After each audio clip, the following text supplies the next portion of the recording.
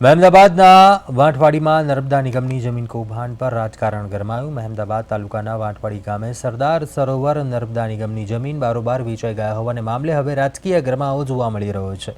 ખેડા જિલ્લા કોંગ્રેસના આગેવાનો દ્વારા આજે વિવાદિત જમીન સ્થળની મુલાકાત લેવાઈ હતી અને સ્થળ મુલાકાત બાદ કોંગ્રેસના પ્રતિનિધિમંડળે મહેમદાબાદ મામલતદારને આવેદનપત્ર સોંપ્યું હતું।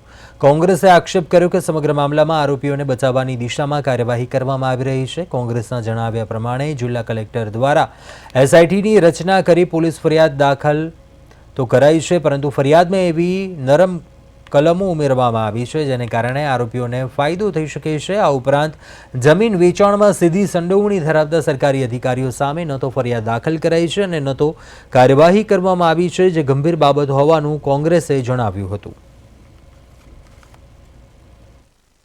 ભારતીય જનતા પાર્ટી અત્યારે બધા જાણે છે કે જે રીતે ગામે ગામ ગૌચરો કે સરકારી જમીનો હોય, આ એક અહીંયા અમદાવાદ વાટવાડી એકલાનો પ્રશ્ન નથી, આ સમગ્ર જિલ્લાનો સમગ્ર ગુજરાતનો છે।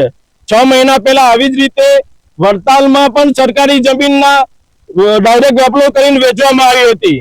એવી જ રીતે તો અમારા કંસરી નજીકમાં એક જમીન હતી, જમીનના મૂળ માલિકો હતા, તેમ છતાં બોગસ એના ખાતેદારો થઈને જમીન વેચવામાં આવી।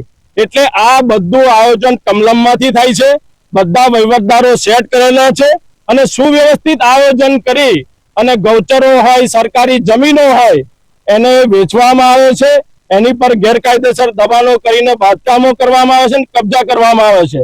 આ ગુજરાતમાં ગૌચરોની જમીનો જે રીતે ઉદ્યોગપતિઓને આપવામાં આવી રહી છે, એવી જ રીતે કમલમમાંથી પણ દરેક વિસ્તારમાં પોતાના ધારાસભ્યો હોય કે પોતાના લાગતા વળગતા કાર્યકર્તા કે હોદ્દેદારો હોય એમને પૂરેપૂરી છૂટ આપવામાં આવી છે અને અધિકારીઓ પણ એમની સાથે મિલીભગત કરી સુવ્યવસ્થિત આયોજન કરી અને તમામ જગ્યાએ આવા ગોરખધંધા કરી રહ્યા છે।